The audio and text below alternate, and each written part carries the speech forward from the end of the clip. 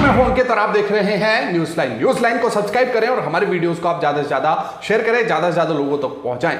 और हमारी इस मुहिम में स्वतंत्र और निष्पक्ष खबरें देखने के लिए आप हमारे चैनल को ग्रो करवाएं, इस मुहिम में हमारा साथ दें। अब आते हैं दिन की 5 बड़ी खबरों पर। सबसे पहले आप देखिए, ये जूना अखाड़ा के जो है महामंडलेश्वर हैं, यतीन्द्र नाथ गिरी अपने आप को कहते हैं, और कितनी गैर संवैधानिक बातें इन्होंने की हैं दिल्ली में बैठकर। देखिए, आप पूरी कटिंग देखिए। नए संविधान के साथ नई संसद में हो प्रवेश, यतीन्द्र नाथ गिरी जूना अखाड़ा के महामंडलेश्वर ने कहा मदरसों को समाप्त किया जाए। यानी दिल्ली में बैठकर, जिस दिल्ली में जो है नई संसद का निर्माण प्रधानमंत्री नरेंद्र मोदी करवा रहे हैं, सेंट्रल विस्टा प्रोजेक्ट, उसमें जो है कितनी गैर संवैधानिक बातें की हैं, और साथ ही कह रहे हैं कि जो आरक्षण है उस पर पुनर्विचार हो। आप देखिए कितनी गैर संवैधानिक बातें इन्होंने की हैं। यहां से आप देखिए, पूरे देखिए, जनसंख्या पर रोक का कानून बनाने के अलावा धर्मांतरण को अपराध घोषित कर मदरसों व इंडियन मेडिकल एसोसिएशन को समाप्त किया जाए। राजधानी के विकास नगर स्थित जीवन दीप आश्रम पहुंचे महामंडलेश्वर ने कहा कि नए संसद के साथ नया संविधान बनाया जाए, यह सनातन हिंदू संस्कृति पर आधारित हो, जिसमें एक देश एक नागरिकता की बात हो, जाति धर्म और मौलिक अधिकारों को लेकर भेद ना हो, क्योंकि मौजूदा संविधान इन आधारों पर भेद करता है। समानता की बात तो की जाती है मगर ऐसा है नहीं। नए संविधान में आरक्षण पर पुनर्विचार हो, यानी जो है आरक्षण भी इनको जो है चुभ रहा है। यह है जो है ब्राह्मण मानसिकता इस देश की। और जो भी 2 बच्चों से अधिक पैदा करें उनके लिए कठोर सजा बिल अविलंब लाया जाए। और देखिए, IMA ईसाई संगठन है, इंडियन मेडिकल एसोसिएशन, तो दिल्ली में बैठकर ये महाशय जो है कितनी गैर संवैधानिक बातें कर गए, और अभी तक जो है इनके खिलाफ कोई कार्रवाई ना होगी ना हुई है। इसी पर दिलीप पांडे वरिष्ठ पत्रकार हैं, वो लिखते हैं इस खबर को पोस्ट करते हुए, इनके आश्रमों और मठों में जाना बंद करो, इनको दक्षिणा और भीख देना भी बंद करो। ये आपका दक्षिणा खाकर मोटे हो गए और आपके ही आरक्षण और संविधान के खिलाफ बकवास कर रहे हैं। और ये हैशटैग जो चल रहा था अरेस्ट यतीन्द्र नाथ गिरी, तो इनके खिलाफ कोई कार्रवाई नहीं होगी। उल्टा जो छात्र जो बोलते हैं सरकार के खिलाफ या सरकार की आलोचना करते हैं, उनको जेल में ठूसा जाता है। लेकिन ऐसे लोग जो है खुला घूम रहे हैं, चाहे वो नरसिंहानंद जो है सरस्वती हो। अगली खबर, पेट्रोल और डीजल और रसोई गैस के दाम में जो है भारी बढ़ोतरी हो रही है। दिन रात जनता की जेब पर जो है सरकार डाका डाल रही है, और ऊपर से मोदी सरकार के मंत्री या बीजेपी के मंत्री ऊल जलूल ऊट पटांग बयान देते हैं, जनता को जो है फिजूल की जो है वहां पर सलाह देते हैं। अब जनता को ही उल्टा जो है सलाह दे डाली कि पेट्रोल और डीजल अगर महंगा हो रहा है तो आप साइकिल चलाइए, आपकी सेहत भी जो है अच्छी रहेगी। हम पूरी खबर आपको बताएंगे, लेकिन सबसे पहले उनका ये बेतुका बयान आप सुनिए। एक मान लो कि पेट्रोल डीजल पर कीमत बढ़ गई है, पेट्रोल डीजल कौन चलाता है?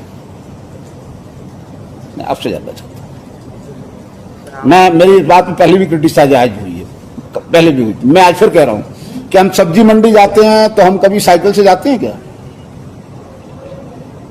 जो हमें शारीरिक रूप से स्वस्थ रखेगी, हमारे प्रदूषण को कम में मुक्ति दिलाएगी।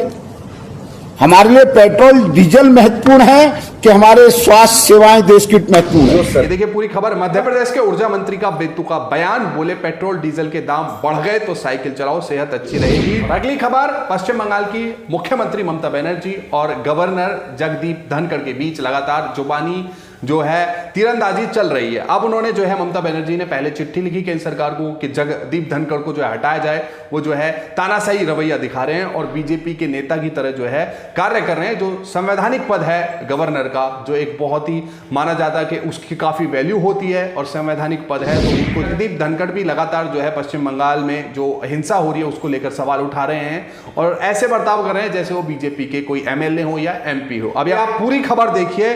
ममता ने बंगाल के गवर्नर को बताया भ्रष्ट, बोली हवाला मामले में फंसे हैं, इन्हें क्यों बढ़ावा दे रही है मोदी सरकार। और उन्होंने एक चिट्ठी भी लिखी है मोदी सरकार को कि उनको हटाया जाए।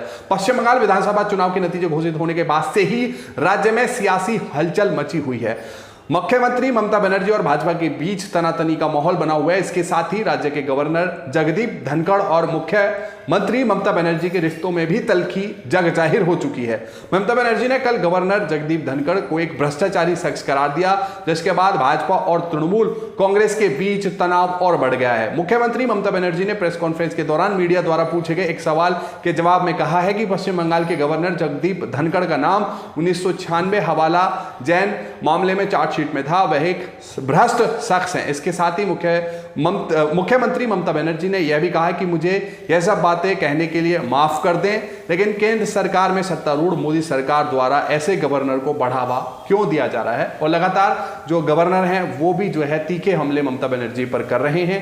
तो ये देखिए अजीब सी विडंबना है, एक गवर्नर और मुख्यमंत्री के बीच लगातार राजनीति हो रही है तुच्छ तरह की। जो भी एक गवर्नर का जो एक मर्यादित पद होता है, संवैधानिक पद है, उनको इन सभी छिटपुट राजनीति से दूर रहना चाहिए, लेकिन वो भी जो है बीजेपी के एजेंट की तरह यहां पर काम कर रहे हैं। खबर यूपी से। यूपी के मुख्यमंत्री योगी आदित्यनाथ जो दावा कर रहे थे कि हमने जो है दूसरी लहर कोरोना की उससे जो है पार पा लिया है और हमने और प्रदेश के अगर कंपैरिजन में देखें तो बहुत ही बेहतरीन तरीके से हमने दूसरी लहर को जो है काबू में किया है और तीसरी लहर की तैयारी है, ऐसा कहना था मुख्यमंत्री योगी आदित्यनाथ का।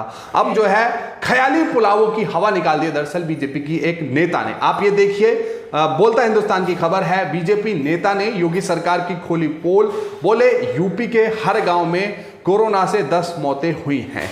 वहीं मुख्यमंत्री दावा कर रहे हैं कि हमने जो है बहुत ही अच्छे तरीके से काम किया है कोरोना की दूसरी लहर में। आप देखिए, देश में फैली कोरोना महामारी की दूसरी लहर के दौरान लाखों की तादाद में लोग दुनिया को अलविदा कह चुके हैं। कई बार ऐसी खबरें भी सामने आ चुकी हैं कि सरकार द्वारा कोरोना से मरने वालों के आंकड़े को छुपाया जा रहा है। दरअसल कोरोना महामारी की दूसरी लहर के दौरान सरकार की बदहाल स्वास्थ्य व्यवस्था की वजह से ज्यादातर लोगों ने अपनी जान गंवाई है, जिसके कारण भाजपा विपक्षी दलों के निशाने पर बन रही है। इस बीच भारतीय जनता पार्टी की प्रदेश कार्यकारिणी के सदस्य और पूर्व विधायक राम इकबाल सिंह ने बड़ा दावा किया है।